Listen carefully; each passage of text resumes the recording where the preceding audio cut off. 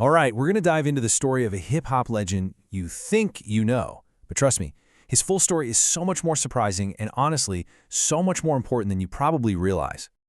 I mean, you know the song, right? That iconic, kind of lovably off-key chorus that became a karaoke anthem for the ages. It's just permanently wired into our pop culture DNA. And let's be clear, this 1989 hit, Just a Friend, it wasn't just some goofy novelty track. No way. This thing was a monster commercial success. It went platinum, peaked at #9 on the Billboard charts. It was a legit phenomenon. But for so many people, that's where the story ends. Biz Markie, the clown prince of hip-hop, the one-hit wonder defined by this one single song. But if that's all you know, well, that's not even close to the full picture. So let's get right into it and start by tearing down that myth. It's time to meet the real pioneer behind the persona. You know, his journey was, wow, it was anything but easy. We're talking about a kid born in Harlem, raised in foster care on Long Island after his mother passed away. For him, hip-hop wasn't just a hobby, it became his lifeline. He got obsessed with beatboxing in high school hallways, and his hustle was just legendary. I mean, the guy famously sat on producer Marley Marl's stoop, day after day just waiting for his shot.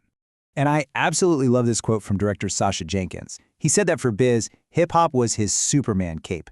Just think about that for a second. This wasn't just music to him. It was like this superpower that he used to totally reshape his own destiny, and he did it with so much joy and creativity. And here's the thing you got to understand. Way before Just a Friend ever hit the airwaves, Biz was already a big deal in the culture, a legit force. He was a core member of the legendary Juice Crew collective. His beatboxing, it was elite. He was known for performing so hard he'd have to soak his lips in ice afterwards. He was a peer to giants like Rakim and Big Daddy Kane. And his debut album, Going Off, even had its own hit, Vapors, which is this classic, shark track about how people switch up on you once you get famous. Which brings us to the story of a friend. So how does a respected underground artist like Biz end up with this massive, accidental, mainstream classic? Well, the story behind the song is just as unique as the man himself. Okay, so get this. The most famous part of the song, that chorus, was a total accident. It was like a perfect storm of events. First, the heartbreak was real. The lyrics are based on a true story of him catching his girlfriend cheating. Then you have the foundation, this killer piano sample from an old R&B song. And then, the happy accident. Biz actually planned for other, more professional singers to do the chorus. But when nobody showed up to the studio that day, he just shrugged, grabbed the mic, and did it himself. And boom, magic. But right at the peak of his fame, his career took this wild, unexpected turn, which leads us to the case that changed hip-hop. And believe me, this wasn't just a small change. It unintentionally revolutionized the entire music industry. So you have to picture the scene back then. Music sampling, it was pretty much the Wild West. Artists were grabbing bits and pieces of other songs to create something brand new. The legal side of it, a total gray area. It was basically a creative free-for-all. So on his third album, I Need a Haircut, Biz samples another one of these classic piano riffs, but this time the original artist, a guy named Gilbert O'Sullivan, said, "Nope, not happening, you can't use it." But in a move that would change everything, the song got released anyway, and that single decision set off a legal bomb. What happened next changed everything. The court case, Grand Upright Music Ltd. versus Warner Bros. Records Inc. was a landmark ruling. It sent shockwaves through the entire music industry. That gray area we talked about? Gone, overnight. From that point on, if you wanted to use a sample, you had to get it legally cleared by the copyright holder. This fundamentally changed the business of hip-hop, making production way more expensive and complicated. So Biz ends up on the losing side, and he's ordered to pay $250,000 in damages. You'd think he'd be angry, right? Bitter? Nope. His response was just pure Biz Markie. Pure, unadulterated humor.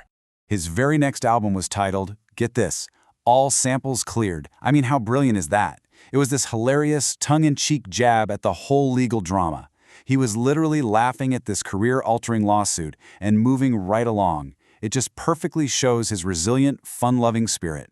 Which of course brings us to our next section, Nobody Beats the Biz.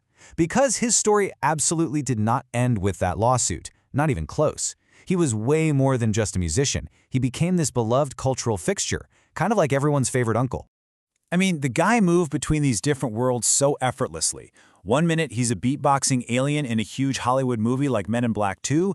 The next, he's on the beloved kids show 𝐬𝐮𝐫𝐫𝐫 with his Business Beat of the Day segment, teaching a whole new generation how to beatbox. He showed up everywhere, from SpongeBob to Blackish, and became this amazing DJ who toured the world. His appeal was just undeniable. And through all that success, he never, ever forgot where he came from. As someone who grew up in the foster care system himself, he always had this deep desire to help kids who were going through the same thing. And it's so wonderful that his widow, 𝐸 Hall, is continuing that legacy today with the Biz Markie Just Foundation, which supports children and foster care. When you really look back at it all, Biz Markie was a true pioneer of just being yourself, of authenticity. From his one-of-a-kind style, to his honest music, to that incredible, resilient humor, he was just this joyful spirit who proved that being you is the greatest hit you could ever have. And maybe that's the real takeaway, right? In a world that's always trying to make you fit in, his whole life was this masterclass in just being unapologetically, wonderfully you.